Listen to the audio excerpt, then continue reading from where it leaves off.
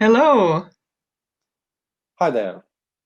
So we've met today to go on with the second episode of the meditation podcast. And all of you who watched the first episode, you know that we are not so used to having all this kind of video kind of things going on. We used to record a podcast in Swedish, but then we didn't kind of capture the whole visual part. So it's a bit exciting. Yeah, and How it last feels. time we did it kind of live in the sense that we're live now as well, but we were in the same room, so there were less kind of technical challenges. So today we're really out there on the deep waters, testing things out. This is really deep waters. And we have a really deep subject as well today. We're going to talk about what is Tantra? What do we talk about when we talk about Tantra? And the reason for us talking about this subject, I guess, is because it is it's a fundamental question to understand what we talk about when we talk about meditation, I suppose, and Hmm. yoga, because both of us have our training mainly from the tantric tradition. And nowadays there are so many different opinions and advertisements and media portraits of what Tantra is. So I think also in the Swedish version of this podcast, we really wanted to clarify a few things to begin with. Yeah. And well, it's a good question. Where should we start? Should we start with? I kind of always get the feeling when I'm talking about Tantra that I need to kind of start from what Tantra, well, I wouldn't say what it isn't, but what it perhaps is a bit too much portrayed as, like opposed to perhaps like more of what I see in Tantra and the parts of Tantra that is kind of relevant for me. But I don't know. Should we just start first with like, the word Tantra, Yeah, and then sure. go on a bit like to the more kind of, well, I don't know, dig a bit more deep. But the word Tantra, I think there are like a couple of different like meanings for it. I know that one meaning is like technique, uh, like process, a method. Like a tantra is a kind of method, or it's a kind of technique. It's a kind of tool. So that's like one meaning of it. And while you tell me if there's like better way to understand it, I'll see if I can do something about the light, because it feels like the Hmm. light from the window become just like, you know reflects from my glasses in a funny way. Let's see. Oh, I don't know. I Yeah, don't know if it helps yeah, it. that's a bit better. So this We're is gonna kind of try. like the kind of level our technical skills are on at the moment, but we're Yeah, learning yeah. lighting, sound, all of that. So yeah. This But is improvised. mm, I mean, yes, Tantra, definitely, I think there are so many meanings. And in one way, that's so nice because it is such a wide, all encompassing teaching, I would say, because it's basically about living in a good way, if that's like a very narrowed down way to say it. But I mean, it's the art of kind of living. So I've heard Tantra being translated as a warp or a loom also, or web.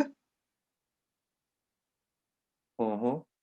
And then also one kind of description or explanation of what Tantra is the first part of Tantra, the root tan, and the second part of the word Tantra, the tra, that they're actually two, different words. The tan comes from the tanoti word and tra from trayate. My Sanskrit pronunciation is probably extremely refined, but nevertheless, um, the Tantra word in that sense would mean basically expanding the mind and thus liberating it. Yeah, that's a really nice definition. I actually heard it from a newspaper, or read it from a newspaper like I think a week ago or something. I read this really nice definition, and I was impressed. But I think probably they had kind of Googled it somewhere because they wanted to tell about Tantra, because there was like a Tantra festival where a lot of people had got corona. So, but they had this really good definition. I think it was Tantra is a technique to expand your consciousness in order to achieve a blissful state, and Yeah, that's also much to nicer remain. way to say it. I I mean, think also mind, I think was not like spot on, because it's not the mind we're expanding, is it really? It's the consciousness. So that I'm gonna try was, this. yeah. No, I don't know where this light comes from, but yeah, have to drop these technicalities. Yeah, you are also. I'm noticed, because I mean, for all you who have only perhaps seen like one episode before, if you have seen our first episode in English, which I really hope you kind of watch if you haven't watched it already, well, you don't know that we've been having these discussions, well, for a long time, but we've also then been recording them in Swedish for a long time, and I've realized while we have had these discussions that you have this kind of quite clear you make this quite clear what to say, you differ quite clearly between mind, consciousness, and I think I use these terms a bit kind of meshed up like this, so I think this is really nice. But yeah, Well, I don't know if it's a better way. Maybe for me, the mind gets to represent something more limited, I suppose, and consciousness is kind of transcending even the mind, and like the mind fits within the consciousness or something like that. But this is just, I mean, explanations and theories. So that's also one aspect of Tantra. It's not so much about the explanations and the theory part, really. I mean, there's a lot of science, because Tantra, I would say, is also a science in a way, not maybe as we are interpreting it in the Western world with like all the scholarly discourses and things, but there's definitely like recorded methods that have been put to use, and people who verified things and so on. So, yeah, what was I going to say about this? I think you were kind of, I don't know, you started out from like the mind and consciousness and Yes, exactly. So it's not so much about the explanations, really. It's about the personal experience. So it doesn't really matter what you call it in the end, I would say. Rather, that you have yourself an experience of what the mind is, if you want to call it that, and then whatever is around the mind, or yeah. in a way, I fear that we are now throwing the listener or watcher quite into deep waters to start off. Immediately. Yeah, immediately. So let's see what we have established. We've established the fact that there are some meanings for the word tantra, which kind of describes it. Well, either not describes it that much, because saying that it's some kind of technique, or well, even more elusive, saying that it's some kind of web. That's a bit mysterious. But then when we start like finding these like meanings about the mind or the consciousness expanding, then we're getting somewhere here, I think. So perhaps you could say there's like techniques for expanding your consciousness. Well, I think it might be quite correct to say that you are expanding it for a reason. You are expanding it to kind of achieve some other kind form of consciousness and, well, experience some kind of blissful state, or a state which is different from like everyday life. Well, I don't know. I perhaps dropped off the last bit of the definition from the newspaper, which I found so nice. And that was that not only do you in Tantra, then, or does Tantra mean that you are trying to expand your consciousness in order to achieve a blissful state, you also strive to keep this blissful state quite continuous. That it was the last part of this definition, which I found quite nice. But anyway, so this is a bit of the meaning of the word Tantra. And well, perhaps if you'd comment, you mentioned here earlier that your pronunciation, you don't know if your pronunciation is like 100% perfect. But I think perhaps for many we could comment on the fact that we are now like using an Indian, like the Sanskrit pronunciation. Someone perhaps might have heard about, you know, Tantra with like a more English pronunciation, but we are talking about Tantra where like the A's are just A, they don't change in an English way into A or anything. So Tantra. But yeah, now, so this from the about the meaning, but yeah, I don't know, should we go a bit into the history of Tantra? Like, where does Tantra Please. come from?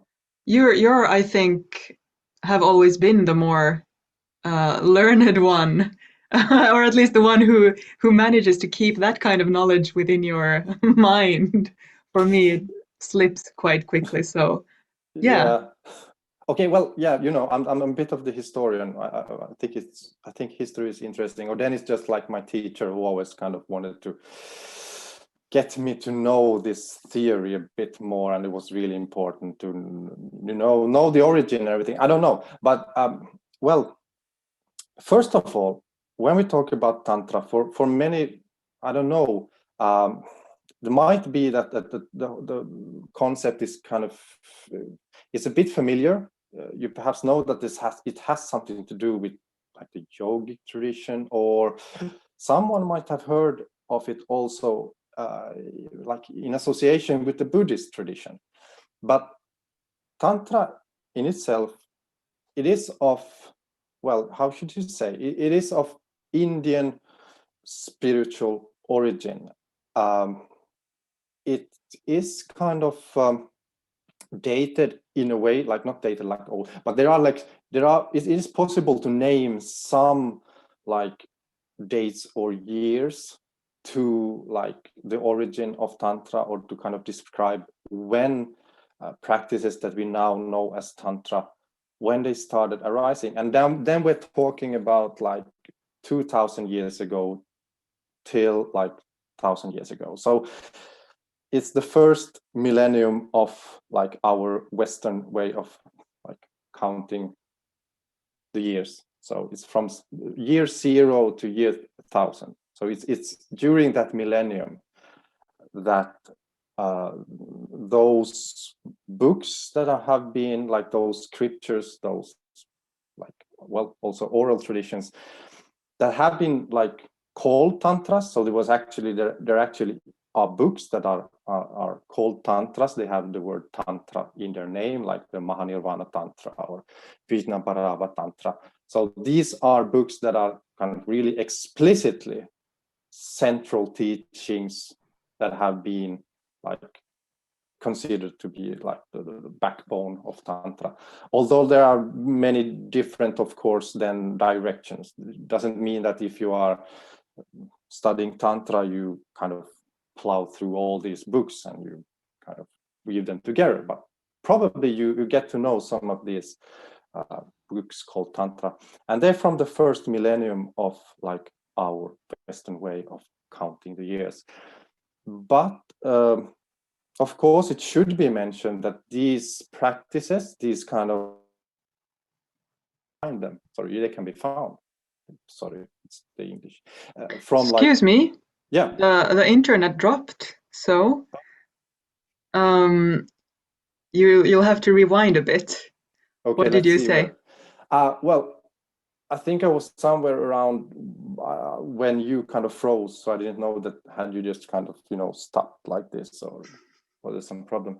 But that these techniques that are found in the like Tantra scriptures and from this time, like 1000+ years ago, so these same techniques, the roots of these techniques can also be found in much older scriptures. So if you go to the Vedas, for which we know that they are like even then thousands of years older than these first Tantra scriptures, there are some techniques that already bear the same kind of what should we call them, have this same kind of form as the techniques that are then refined into Tantra. So it's a bit of a question, like where should you then say that this whole thing starts, because probably it starts long before we even have scriptures. Probably it starts with just humans finding inner spiritual or inner psychological techniques that change the way they view life and experience life. But I think it's like historically correct to start talking about actually something called Tantra, like 1,500 years ago or 2,000 years ago, but during that time.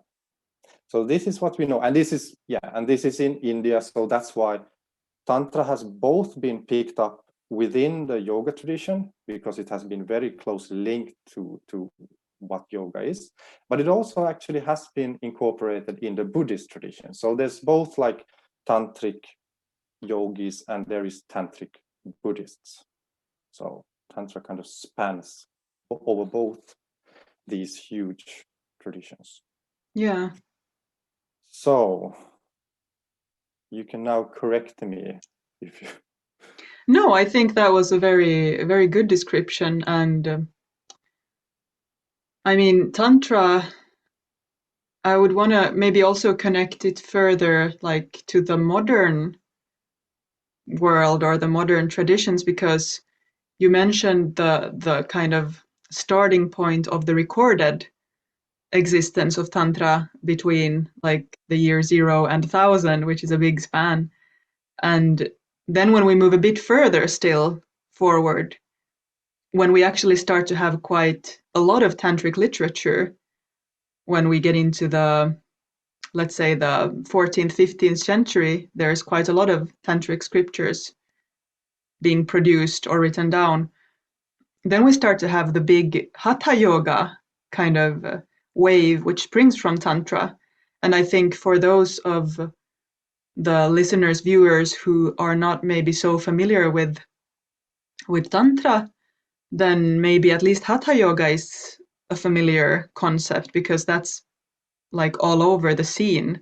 Like every studio is offering hatha yoga nowadays. And as a matter of fact, it is a tantric branch of yoga.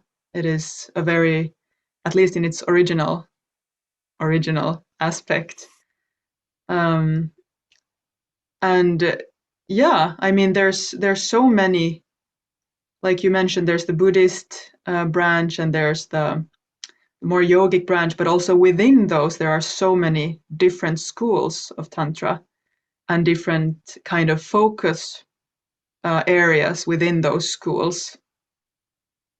So I don't know if we want to talk more about that, or maybe just go into what we have experienced ourselves, or... Yeah, well, I actually just want to, well, kind of emphasize what you said about the connection between Hatha Yoga and Tantra. That Hatha Yoga then actually is a tantric practice. A lot of things that the general public might have encountered as something typical for yoga is actually very much a tantric, let's say, well, has a tantric origin. I mean, let's say the whole kind of the whole idea of chakras and the possibility to in some way, like, I don't know if the word manipulate, it sounds a bit influence, like, maybe. influence your inner energies and like find balances with chakras and also then well, I don't know if the general public knows the word nadis, but like that there are these kind of energy channels within your body, which is like which also can be called like a energy body, or a spiritual body might also be used.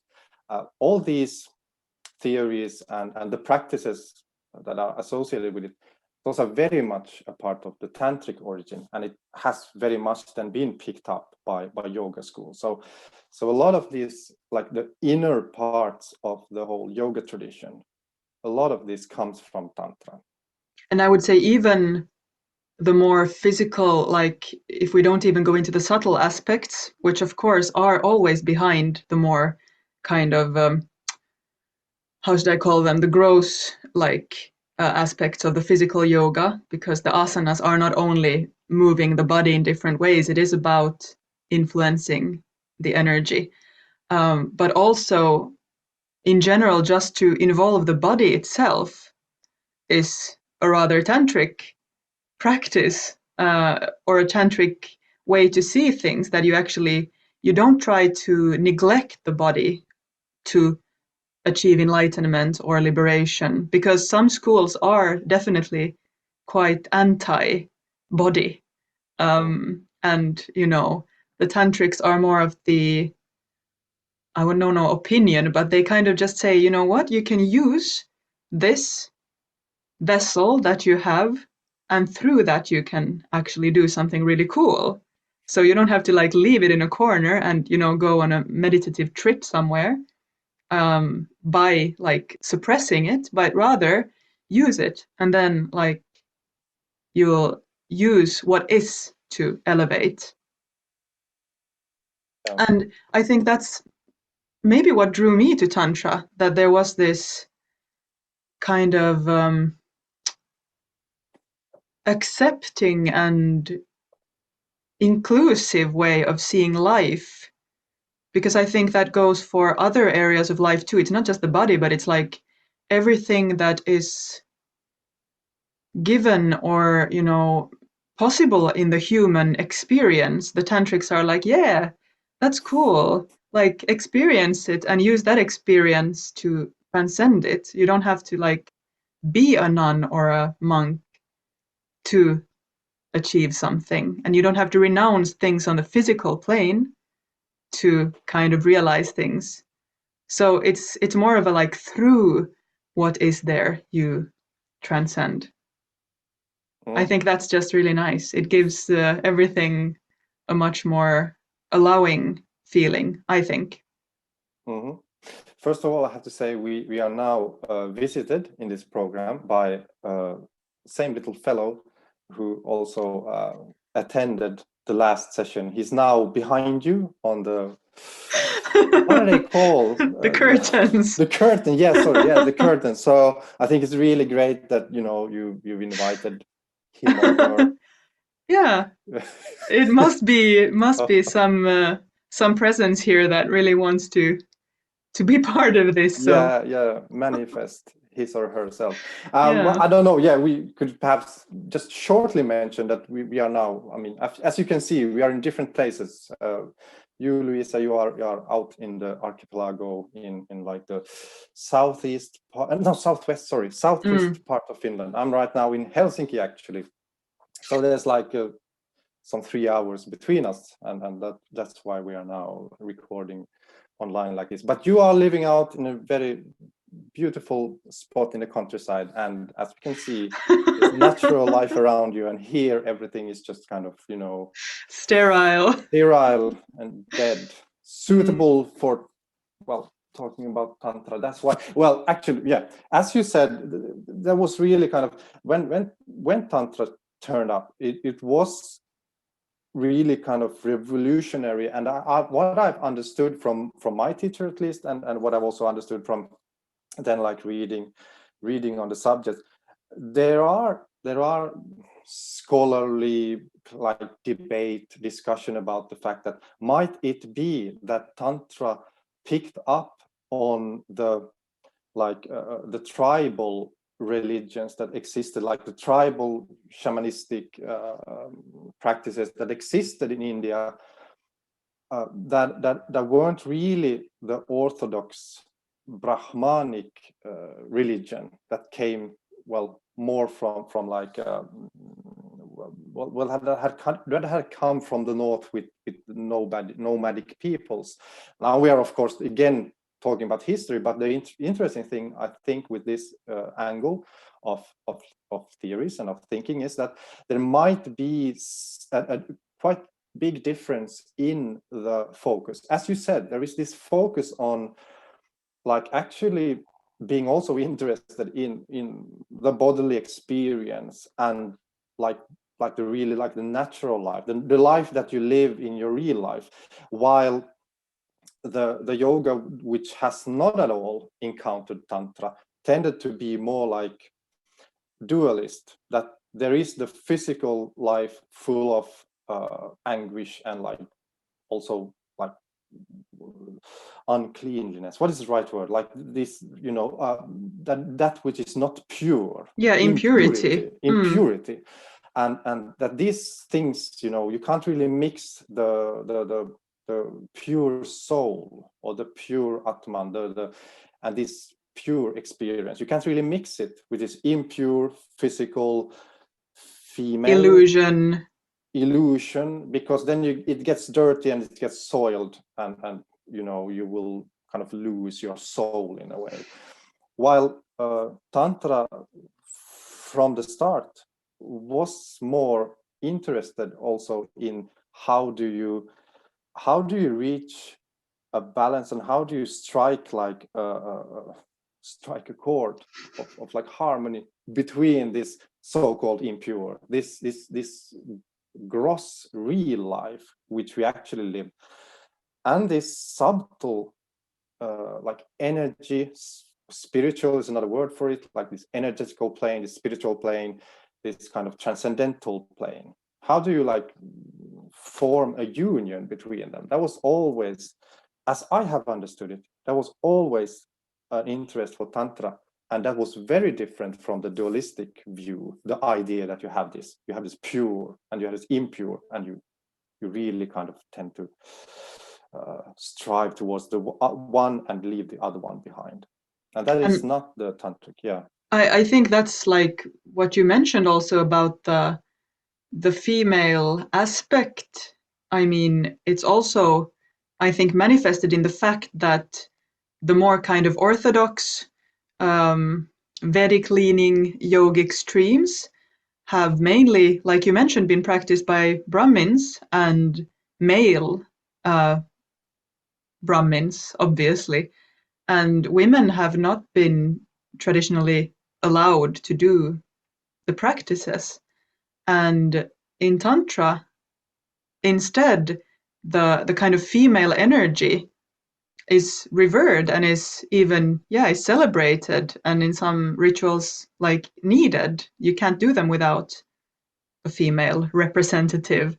So I think that's also something unique in that way in the yogic scene. Now I guess like nowadays things are changing also, you know, traditions are changing always, they're evolving, but there is that reverence for Shakti, the energy aspect, not just like it's only illusion, so like just don't deal with it, but more like, yeah, it may be illusory, it may be temporary, this physical reality, as compared to what you mentioned, the pure consciousness part, but still, like, it's still in some way divine, if you want to use that word, or it's still like it's essence filled with something that is worth to respect. mm-hmm. Mm-hmm. Yeah, and the whole concept, which we nowadays, I think, we're used of thinking of it all almost as a truism. This whole that a healthy body, a healthy mind in a healthy body. Now, this whole kind of thinking, not perhaps the healthy, I would say kind of, well, healthy as well, of course, healthy, but I would say the a happy mind in a happy body. I think that's more kind of the tantric way of looking at it, or a blissful mind in a blissful body. I think this is very much like a tantric kind of way of looking at it. But yeah, so now I think we are perhaps coming into all this part of the show where I then want to talk about what has kind of gotten a bit overemphasized, and also not only overemphasized, but also a bit kind of I would say changed its meaning a lot, because the whole idea then of not splitting the world into something that is pure and something that's impure, and the impure part can't lead to any kind of real joy. When you leave that behind, of course, then you open up for more possibilities, and Tantra has been very how should we say, it has been quite generous in exploring different possibilities, to the extent that tantrics during like its history, some tantrics, they have done like really funny stuff, and they still do within these kind of little small kind of hidden societies, perhaps. I don't know if they exist that much anymore, but through history, some tantrics, they have done kind of funny stuff. I mean, one thing that I've understood that emerged quite early in the tantric tradition was like this kind of what was called then transgressive techniques, like doing stuff that traditionally, like you said, in the Vedic tradition had been considered impure, like then doing it because that makes you, there are different things that then happen within you, like if you transgress these boundaries between pure and impure. Well, one thing is that you then learn to accept the world as something which is not like dirty. You learn to see it as something which has different sides, and these sides, they might not be like really, attractive and nice, but they're still a part of this whole kind of experience, this whole thing, this web of life in a way. But they might be the most they might not be the most attractive ones. So one thing that tantrics used to do is that they used to spend time in burial grounds or cremation grounds, and of course these are places where dead people are getting burned, and then there might be like parts of burned bodies lying around. So of course these aren't places that are really like super cozy, but the idea was to transgress this idea of one place being like wrong and full of bad energy. Like you could go there and just see that, well, this is a part of the world, this is life as well, people dying and getting burned, they're just like returning into something else. And I also understood from my teacher and the techniques that one other idea was that when you go into something that you have learned to fear, then your mind opens up a lot. I mean, you break some boundaries within your like psyche, like you break boundaries of fear and of like disgust, and that makes it easier also to reach like other parts of your mind, or like to expand beyond your mind, as you said, because you're not locked into what you think is like good and what is bad, or what is scary or disgusting. So you open up a lot, and that can it can really help you if you are then if you are using some meditational technique. It can really help you to open up within yourself and get like bigger experiences. So I think that has been one really important thing with these practices that are also called like left hand practices, like these unorthodox practices. And one of these practices that has been used, and now we come to this subject which has been a bit like overemphasized and a bit, I think, I can't come up with the right word, but like the meaning has changed a bit about it, is the use of sex in Tantra. Now, I'm not going to have such a long monologue, because I realize when I see you, like if when we have these when we have had these podcast recordings and I haven't seen you, I don't realize what a long time it is to just sit and listen. So I'm going to stop here when I mentioned this. And how nice to hand over this subject to me. or do you, if it's okay, because I love talking about this, so I can continue for still a short while. Then you can comment and correct me. Let's do that. Right. Yeah, sure. Because I mean, the thing is, nowadays, if you mention Tantra, a lot of people associate it immediately with like some kind of what I would call it, because it might be a really good thing, but I would only call it for a different thing. I would call it some kind of couples therapy, like some kind of sexual therapy, that you kind of learn to find a more sensitive way of experiencing intimacy with your partner, or well, or with someone that you have intimacy with. And this is all a really great thing, because I think a lot of people can like gain a lot of understanding for their partner, and for like, you know, the broader spectrum of sexual experience. So I think it's really great. And I think like anyone who has a narrow view of intimacy and like sex, I think absolutely they should try this.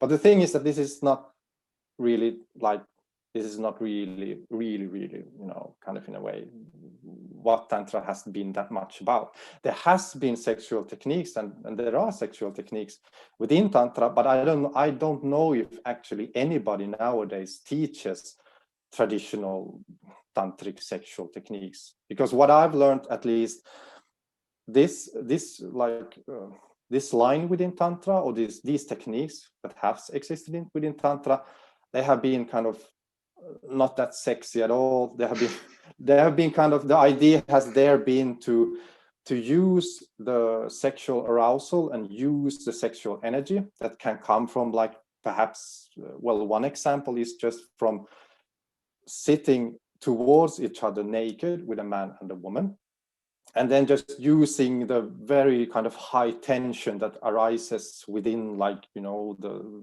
sexual organs, but getting this energy to flow through your whole body, and having the spiritual experience that comes from this opening up, very, like, you know, opening up a lot of energy within yourself.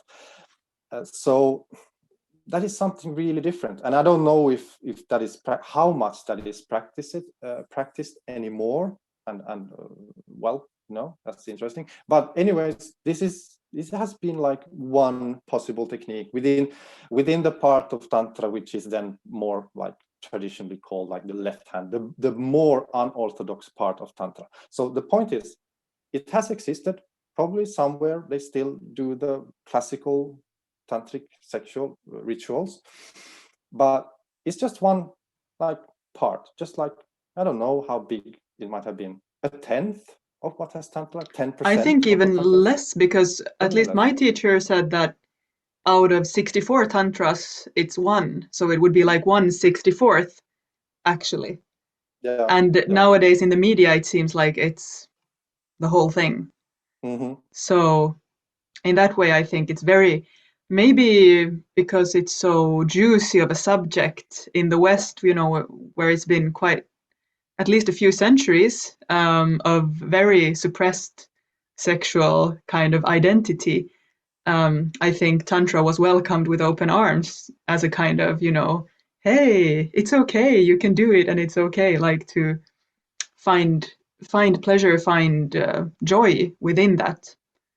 Um, so yeah, I think, like, I agree with you. You know, I don't think it's harmful what's being, you know, taught in the name of Tantra, but in a way, I think it is harmful to Tantra in that sense that there might be people looking for techniques, and then they're like, but I'm not really, you know, wanting any of this, you know, bed business, because, like, I'm fine with what I have, or I'm not interested. And then they kind of just discard the whole, you know, concept of Tantra because they think that is what it's about. So yeah, I agree. That's kind of a sad part. Mm.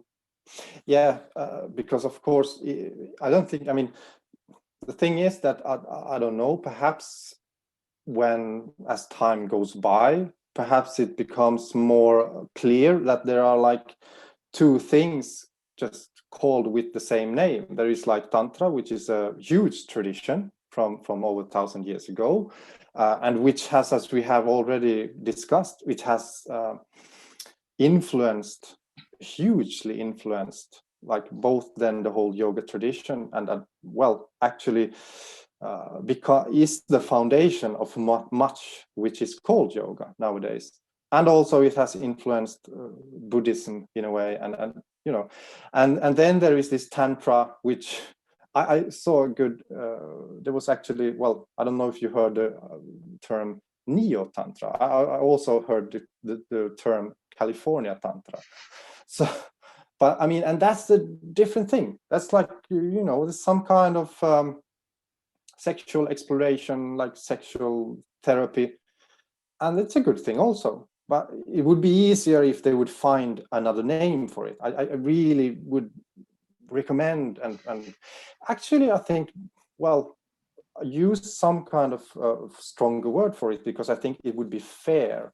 It is unfair to use a word which has a really broad meaning and has a huge cultural context for I mean, both the Indian tradition and for everyone like us who have then studied with people from the Indian tradition. Your teacher was not, well, you're like one very important teacher that you studied a long time with wasn't Indian himself, but he had studied with Indians. So I mean, it is a very strong part of a huge cultural tradition, like the real Tantra. And I really think that those that are selling this kind of sexual therapy, I think it would be fair if they would find another name. And perhaps as time goes by, just as we are seeing now that some words are becoming kind of not okay to use in certain ways. I mean, of course, some words are just getting like considered to be not appropriate at all anymore.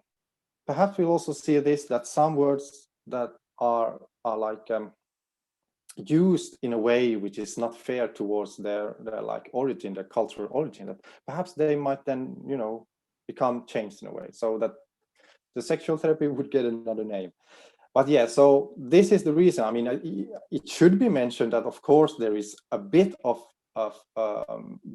ground in all this. There is some rationality in calling this modern kind of sexual therapy, calling it that it is some kind of tantra, but it is the link is not that strong actually. So when none of us have actually studied in a school where the sexual rituals were used at all, and as I said, I think the classical sexual rituals, they have been quite scarce.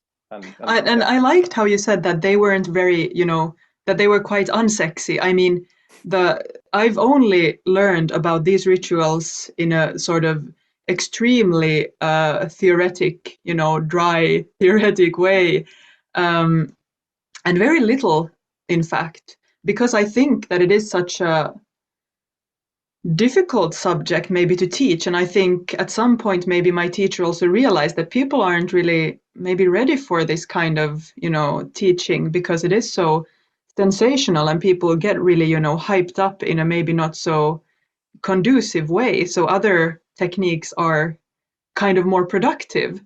But what I wanted to comment about that is that, for example, I think, you know, some of the rituals would.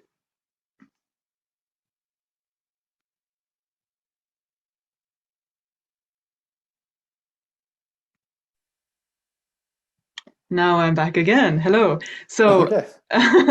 so yeah, some of the rituals would, for example, entail many couples, and you wouldn't choose your own partner. You'd just be like given whoever the guru thought is, you know, good for you to practice with.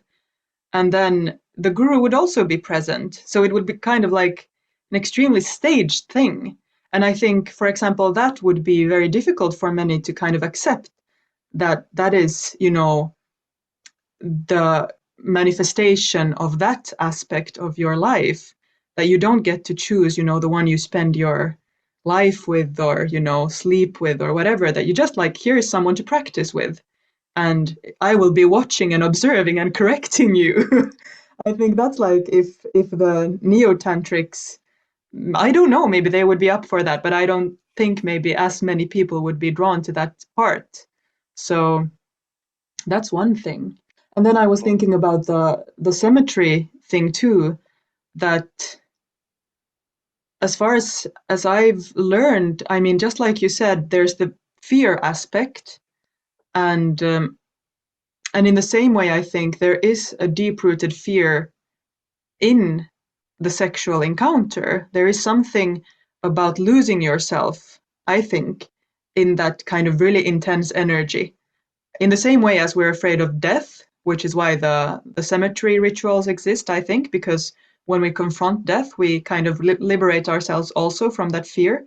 And in the same way in the sexual rituals. And there's also other rituals which are kind of aiming at, instead of always just living your life in a way where you're like escaping all of these things that are scary, you're kind of going towards them and being like, okay, let me see, what is this about? And what happens when I let myself get into this intense state of dissolution? Because that, I think that's what happens both when you, yeah, when you meet a fear in a sexual context, or meeting a dead person, seeing the body dissolve, or when you're spending time alone, like really without any other people around you, those kind of situations.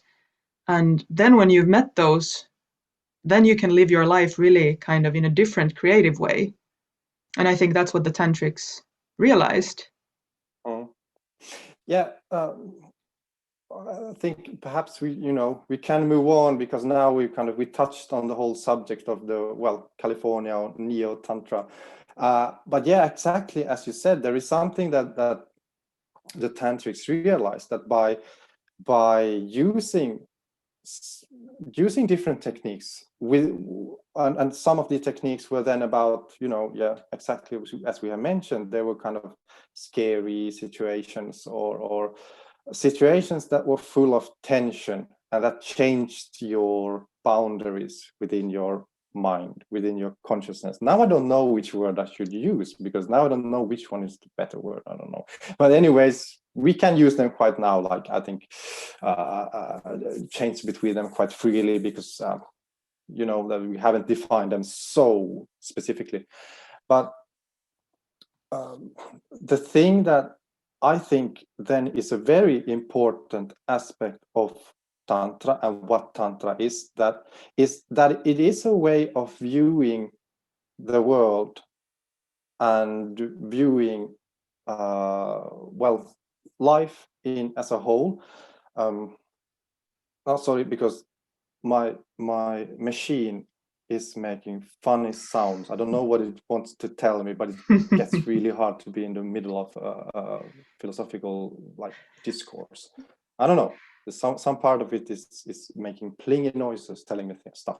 But anyways, to view the world and to view life as a continuum between, as we earlier spoke about, this impure, like this material, gross, everyday world, the one that we are used to knowing with our hands, seeing with our physical eyes. It's like a continuum from that, I don't know what we should call, like this plane of experience, and into a much more subtle, energetical plane. And the idea that you can actually know this plane, it's not just only something you hear about, or something that people tell you, that, oh, there exists this energy plane, there exists a spiritual plane. It's actually something that you can learn to know, and you can experience it almost, or as clearly as you experience the physical material world. And that is not something that is like reserved to small moments of, like, wow, what is this? This is huge bliss. So now I die and then I'm experiencing something else. It's actually something that you can establish quite everyday or habitual contact with. So you can like live in a way with your focus somewhere more like in between the physical, concrete, material world and experience, and this really subtle, energetical, spiritual way. And that also means that if you can achieve this experience, life and the world and the way you like think and feel about it becomes much more like playful, because you are in a way moving between these different planes much more freely. Dimensions. Yeah, much more freely. And I realize when I say it that I don't want to kind of make it all sound really magical and mysterious, even if it might be quite magical, because yeah, it is quite magical. But it's not I mean, I really want to stress the point that it's not something that is some kind of mystical beyond. I'm not talking about something that I've read. I'm talking about how I experience everyday life because of Tantra and because of meditating and actually having this shift in my perception. So it's really kind of a practical, real life experience, but it's And different. may I pick up from there, because I'm thinking, now that you mentioned and stressed the everyday life and the experiential kind of aspect of Tantra, we already talked a bit about, what is specific for Tantra. And we mentioned, for example, the body, using the body in different ways.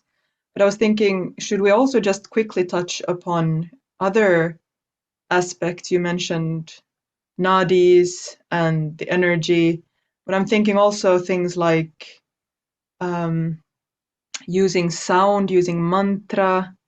That's also extremely tantric. Yantra, the different kind of usage of form. Tantra also encompasses knowledge of, for example, stones and metals. Tantrics are aware of the energy in several like different aspects of this physical realm that they kind of use to harness that energy. Is that something we should go a bit into?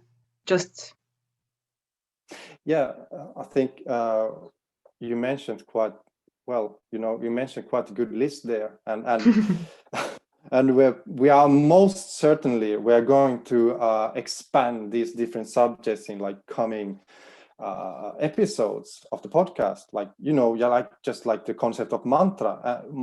That is also one thing that for many is a part of yoga, and they only think about it as well. Mantra is in yoga, but mantra is very much a part of the tantric tradition, and there are mantras which I understand is more like perhaps from the Vedic tradition, but Tantra has hugely expanded the concept of mantra, and a lot of mantras used is really from the tantric traditions. So yeah, I don't know how much should we now list these different things, but I think your point is hugely important. The fact that Tantra has been exploring a lot of different techniques. Some of them perhaps already existing. Like if we're thinking about meditation existed for like thousands of years, but of course Tantra has hugely explored what can be done with meditation. But also, as you said, like mantra and yantra, which then perhaps for some is not at all a familiar subject, which is kind of an art form or like a visual form. But yeah, please continue. yeah, no, maybe you're right that we could just expand on those in separate episodes, because they're subjects that deserve that time and focus. But maybe just to bring forth the awareness that there is this extensive system, this extensive kind of chart for everything in life, I would say.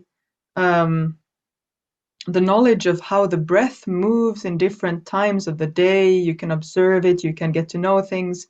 Because of that, there's like astronomy, there's like mathematics, like you would almost find everything within the spectrum of human experience, like linked to how you can use that for your own and obviously everyone else's benefit.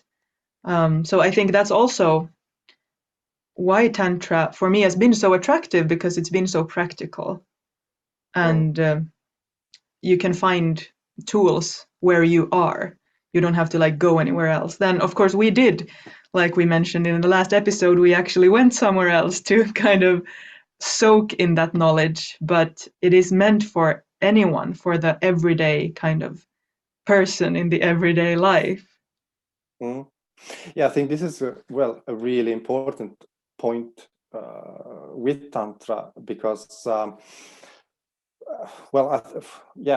we haven't really kind of gone into that subject further, but the fact is that in a way I think Tantra has been described as a technique for like the modern ages, or like the of course when Tantra was first founded or where it originated, that wasn't for us modern ages. That was like ancient ages for us, but for the people living then, they of course compared themselves with like what had been before. And then there was this acute sense that the world is turning much more like restless and harder to live in and keep this sense of bliss, or this sense of that there is this kind of more subtle planes, that the world was getting more kind of crude in a way, and that you needed stronger techniques, that there were these perhaps old meditational practices and rituals, but they weren't effective enough. That was the experience, or this is at least what I think that both of us have learned, that Tantra was like a technique that was meant to work in a modern age, which of course, if we continue to these times, these like what is modern for us, it is even more so that you need something strong to actually stay within this like zone of connectedness and union within. So yeah. And as you said, I think you also said it earlier, that Tantra is a kind of science, that Tantra has been quite explorative, and that there is this whole tradition of you keep what works, and then if it doesn't work, you drop it.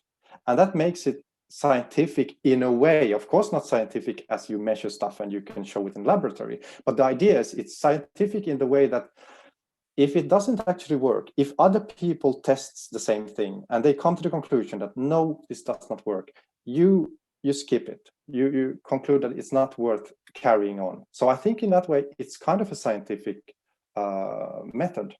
Mm. And I don't know, how more should we say today? We actually have this kind of time Limiting frame. factor, yeah. We have a time limiting factor. So is there some kind of point that we really now should lift up about what is Tantra? What we talk Maybe about? actually something that we also need to get into further in another episode, but maybe we've mentioned it sort of, but I would say energy as the basis of everything experienced. Just to stress that point, because I think that's what lies behind all the other kind of sciences within Tantra. The view of reality as existing of different expressions of energy. And that goes to the use of mantra, to the use of yantra, to the use of, the physical, the asanas, the pranayama, the breathing exercises. Like, that's basically the foundation for the tantric worldview. And also another thing, I think, the concept of microcosmos and macrocosmos. So why is it possible to realize yourself within this limited physical being? Well, the tantrics say because whatever you have in this small kind of unit is just a reflection of everything else. So I think that kind of little nugget of information could be quite essential also to kind of get a grip of to get an understanding of what tantra is about. Maybe we need to get a grip. Yeah, well, I mean, I'm sorry, watcher, listener. It might be that if you are still listening to this, you need to get a grip. No, no, but actually, I mean, the thing is, one thing that is perhaps this curiosa, which is fun to mention, little like trivial little information, is the fact that Dalai Lama is a tantric Buddhist. And I know that actually Dalai Lama has been really interested in quantum physics, because what I've understood, he has been very interested in the fact that what quantum physics, the way is showing about the whole structure of existence, is quite similar to the idea of Tantra, where energy comes first, energy and the vibration within energy. creating shapes and creating experience and creating like fluctuation, it actually comes first. And then this whole material thing is like that's like the crust, like it's the waves in the wave that we see them. And I think that's really, really fascinating, because well, it goes to show that when we talk about Tantra being a science, it's not like only words. There's actually a greater point there. But And hey, no, one last thing that yeah, don't go wreaking havoc just because I say this, but like another thing that I find really cool is that the tantrics say you don't have to be a perfect person, in the sense that maybe the Vedics point out that you should be very moral and you should be a good person and do good deeds before you practice the methods. Whereas the tantrics say start practicing the methods and everything will unfold by itself. You will start behaving in a very sort of conducive way towards your environment too. So that's another thing I think is nice to point out, that the tantrics generally aren't that into the whole kind of pious aspect of living. And you're welcome also as like a bit of a wacko, and you can like just trust that the methods are going to do what they need to do. So I think that was a really great summing up of this episode. And well, I think in the next episode we might be talking about different forms of yoga. yes, absolutely. Getting a So bit more into what yeah. aspects of practices there are and schools. So I think then perhaps we will see more of also these kind of differences, and we'll kind of dwell a bit more on that subject. But thank you. This was a really nice conversation. I Thank think we had you. today, and I hope that you will, watching this or listening to this, also learned something. And if you want to ask a question, please comment and ask a question, and we will try and answer. But Yes, thank you. and And we'll be see you back. soon. Yeah. See you soon. Bye bye. Bye.